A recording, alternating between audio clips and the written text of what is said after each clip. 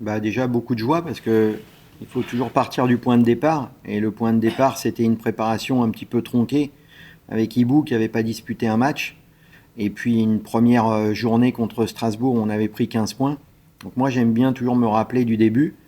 Et l'équipe a montré des ressources tout au long de cette quasi fin de phase aller. Et donc on est récompensé, les joueurs sont récompensés par leur abnégation. Je crois que ce soir, quelque part, ça a été aussi une illustration de ce que peut être notre groupe, c'est-à-dire parfois un petit peu en désordre, pas tout le temps, sinon on n'aurait pas gagné 10 victoires, mais à travers la première mi-temps, on a joué de manière désordonnée, les uns après les autres, et pas ensemble, ce qu'on a fait plutôt bien tout au long de la phase aller. Mais c'est une équipe qui souvent, notamment à domicile, dans la difficulté quand on a été derrière, maintenant c'est devenu une mauvaise habitude, mais une habitude, on s'est souvent retrouvé derrière, nettement à la mi-temps, souvent même à la fin du troisième quart-temps, et on trouve toujours les ressources mentales pour passer devant et finir le job. De même qu'il y a 2 ans, je me rappelle on avait perdu X matchs à domicile sur des dernières possessions. Je disais à l'époque que c'est jamais un hasard. Donc ce qui n'est pas un hasard quand on perd, c'est jamais un hasard quand on gagne. Ça veut dire qu'on trouve les ressources mentales et basket pour faire la différence en fin de match. C'est juste tout le talent qu'on a dans cette équipe et toute la réserve qu'on a. Faut qu'on tire vraiment un coup de chapeau à tout le monde pour avoir su réagir. Cette première mi-temps a été vraiment pas belle. On a énormément de lay-up qu'on rate, qui leur donnent après des paniers faciles. Et voilà, c'est avec une équipe qui a changé de coach, qui a eu même après pas mal de victoires, que ce soit en Coupe d'Europe ou championnat. Ils reviennent bien. Donc, on savait que s'ils avaient un peu de confiance dès le début, ça pouvait être compliqué et ça l'a été. Donc, voilà, faut tirer chapeau à toute notre équipe pour être resté dans le match et être revenu dans le troisième quart-temps avec de bien meilleures intentions. Depuis le début de saison, il faudrait qu'on évite d'avoir ces trous d'air à un moment donné qui, voilà, là, on va dire à domicile, ça nous arrivait quelques fois, on est revenu très souvent, sauf contre Paris, mais sinon très souvent on est revenu pour gagner, mais on voit que quand on le fait à l'extérieur, la même chose, ça se finit pas pareil. Donc je pense qu'il faut vraiment prendre conscience de ça, savourer, on est à la Leaders Cup, c'est super, ça c'est un premier objectif, savourer ce soir, mais voilà, prendre conscience qu'on peut quand même faire des choses beaucoup mieux. Se concentrer sur des petits détails, comme j'ai dit, on a raté énormément de lay-up, des choses qu'on n'a pas forcément l'habitude de rater.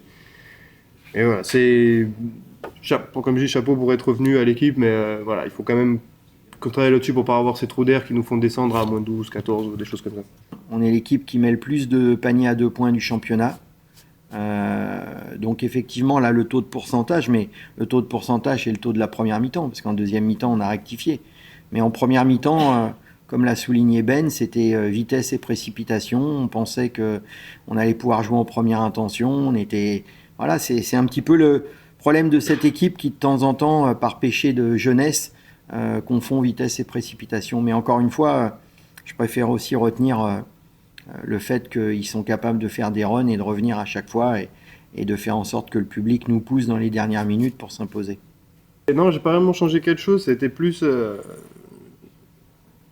basket, ou même la vie en général, c'est beaucoup le mental. Faut y être mentalement et c'est vrai que depuis le début de saison, après j'ai toujours joué avec confiance et là en plus la confiance que j'ai de Pascal, il me le prouve à chaque match, voilà, qu'il a confiance en moi, donc j'arrive à pouvoir beaucoup m'exprimer. Et donc du coup voilà, parce que c'est une suite logique. Je travaille juste chaque jour au quotidien pour être meilleur et pour qu'on gagne des matchs. Moi, c'est juste ça qui m'importe. Je trouve que souvent on passe un peu sous silence sa saison, sa première partie. Je pense il était pas loin de mériter d'être All-Star Game, mais ça c'est toujours un petit peu délicat. Mais je crois que ça a toujours été un excellent joueur. Déjà, il est très sérieux, très consciencieux. Pour un coach, il pose jamais de problème. C'est un gros travailleur. Là, vous voyez, il part faire de la musculation. Il y a beaucoup de joueurs qui seraient contentés de ses 25 points. Et il est et je crois surtout que ça a toujours été un joueur avec un fort potentiel.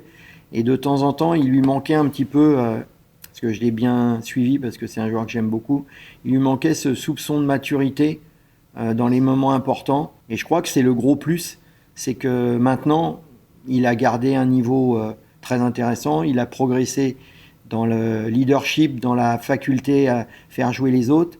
Et surtout, il est passé d'un joueur qui des fois avait du mal à finir les matchs à un joueur qui est d'une grosse maturité et qui est très clutch en fin de match, à l'image des 2 derniers matchs.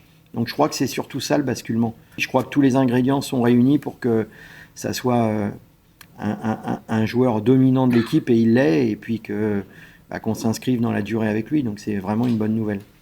Le plus important, ça veut dire qu'on est dans les 8 et que par rapport à ce championnat, on le voit par rapport aujourd'hui à l'équipe de Gravelines, c'est la guerre pour éviter les dernières places. Et aujourd'hui, la différence de potentiel entre l'équipe de Gravelines et de Nanterre, je ne suis pas sûr qu'elle soit si énorme que ça. Donc il faut avoir aussi cette forme de lucidité. Donc ça veut dire que la Leaders Cup, ça veut dire qu'on a 10 victoires et que on devrait, sauf catastrophe, pas se faire peur. Et donc c'est à nous de profiter de ces bons moments. Pourquoi pas d'essayer d'aller chercher une place en play-off. Pour l'instant, c'est que du bonheur, quoi. Il n'y a pas de problème par rapport à ça. Mais c'est vrai que pour moi, personnellement, faire une Leaders Cup, bon, c'est le seul trophée qui me manque, mais j'ai l'impression que la marche risque d'être un peu haute vu les adversaires. Mais voilà, pourquoi pas sur un malentendu, si les autres nous laissent gagner. Non, mais plus sérieusement, c'est une belle fête et on aura le privilège d'y participer. Et puis ça récompense aussi le groupe.